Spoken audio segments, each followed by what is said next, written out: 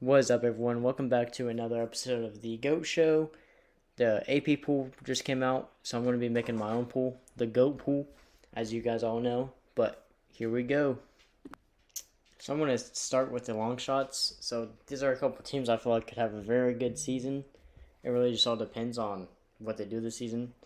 Michigan State is a team I think could be very good this season. They play in a tough Big Ten, but they always find a way to win games.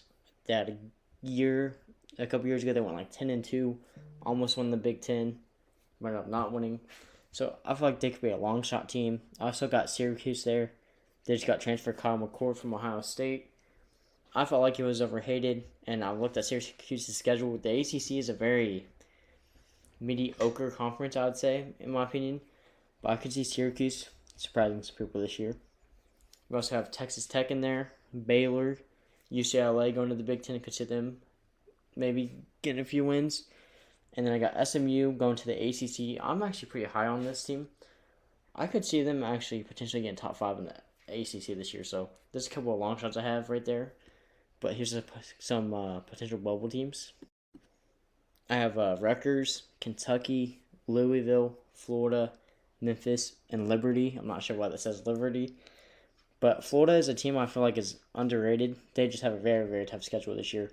Rutgers is also pretty underrated. They just need to get a pass game. Their defense is very solid.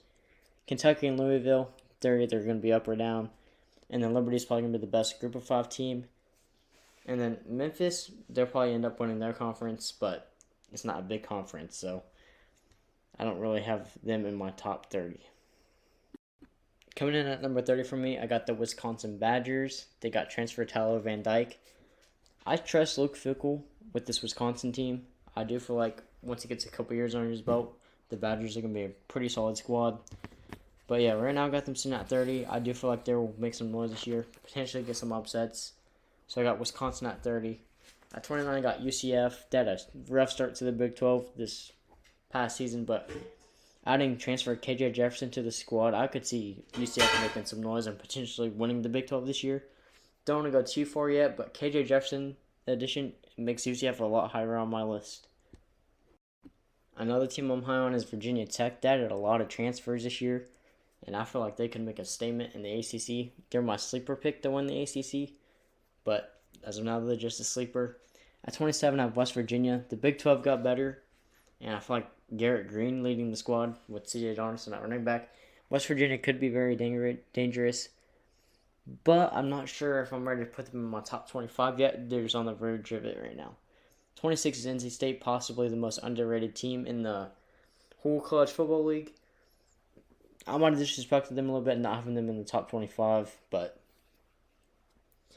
until we see how they play, I can't really rank them at a certain spot. But if I decide to say like 26, I wouldn't be shocked if NC State won the ACC this year. I feel like they're always in contention for it. So I got them sitting at 26. And at 25, after coming off like a 4-8 season, I got the Colorado Buffaloes.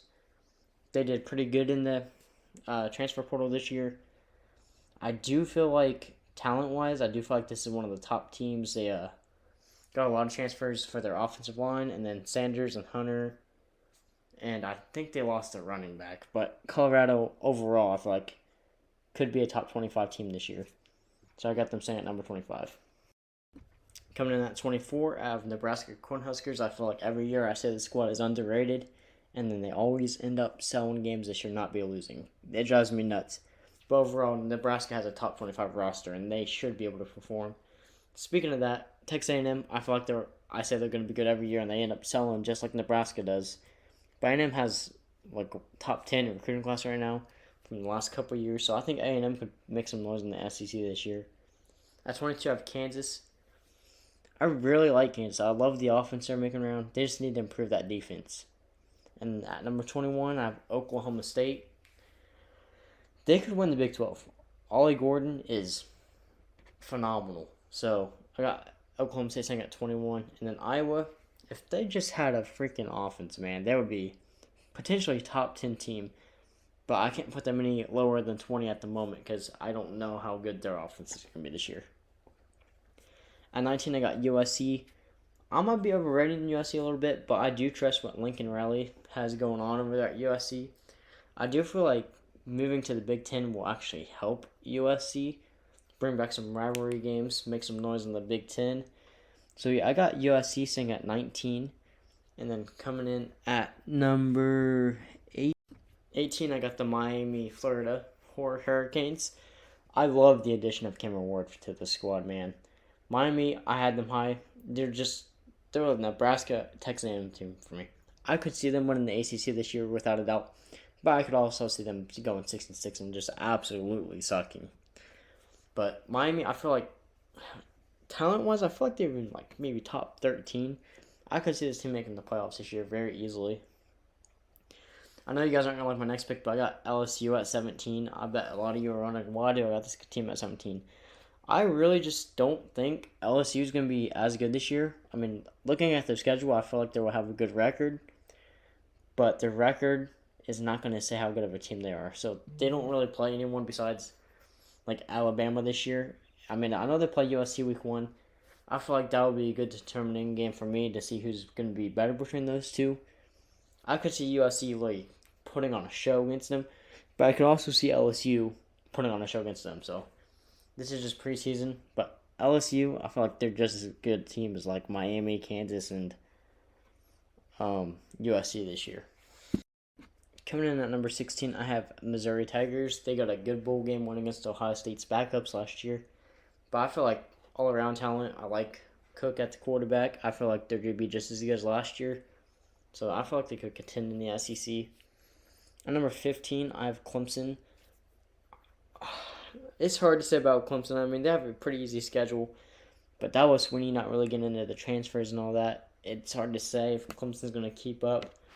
I do think Clemson will keep up, though. I feel like they're going to be a top squad in the ACC this year.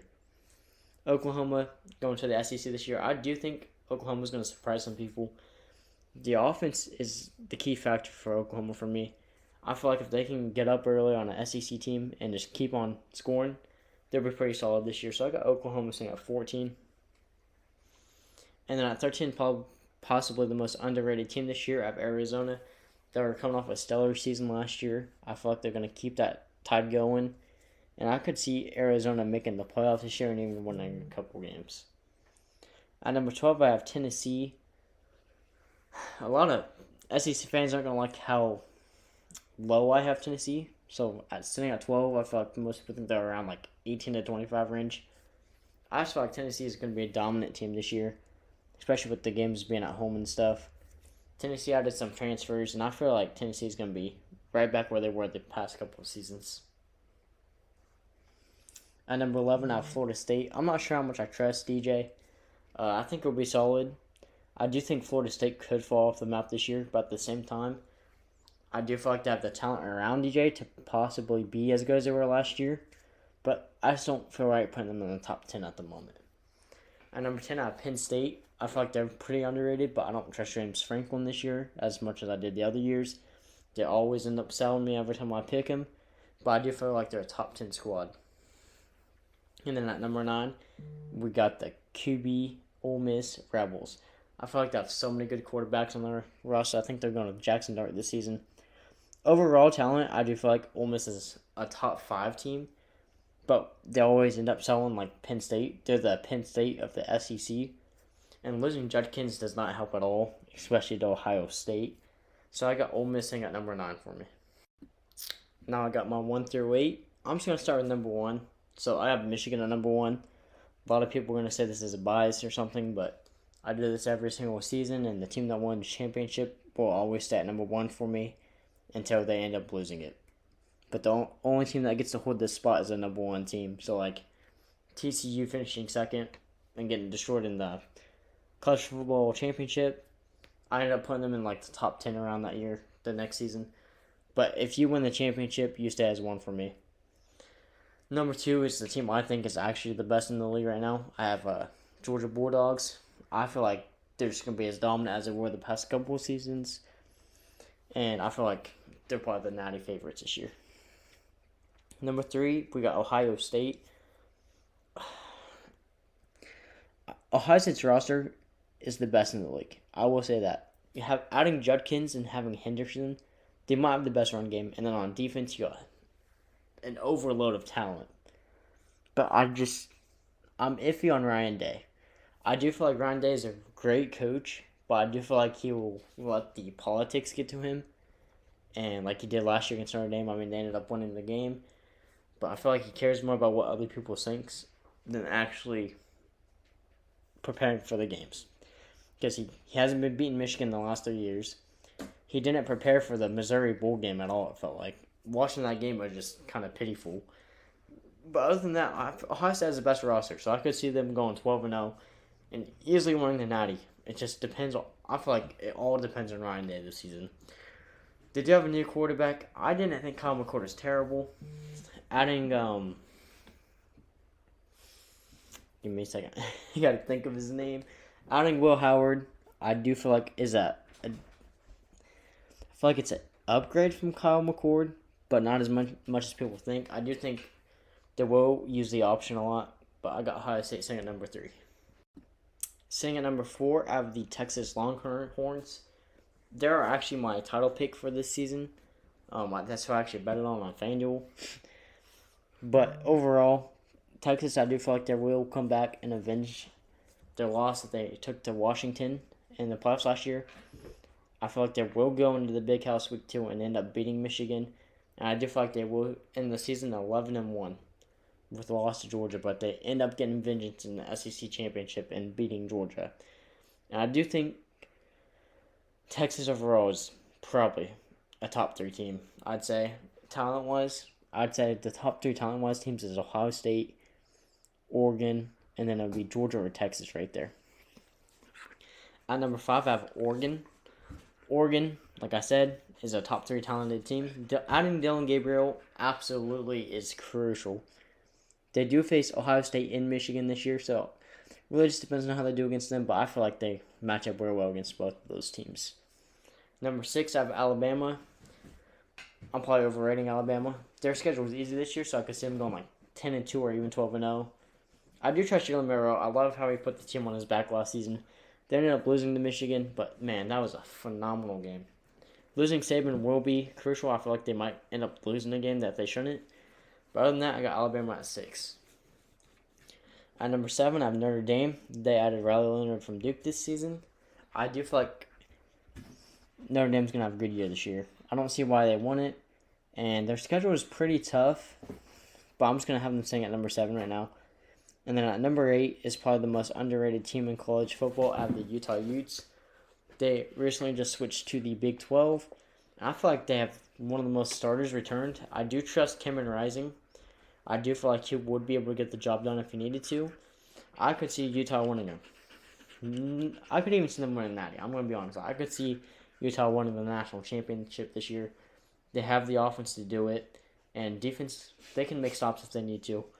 So I got Utah staying at number 8 and potentially being a team to watch out for the national championship this season. This was my first video in like a year. As most of you guys know, I did end up taking a break. I got really busy with college and stuff. I just wanted to say that I'm out of college now. I'm actually selling cars down in Ohio. If you need a car, comment down below. If you like the video, comment down below what your top 5 is. And my next video will be out. It will be my SEC predictions. I'm glad to be back, guys. I hope you guys enjoyed the video. And until then, I'll see you next time.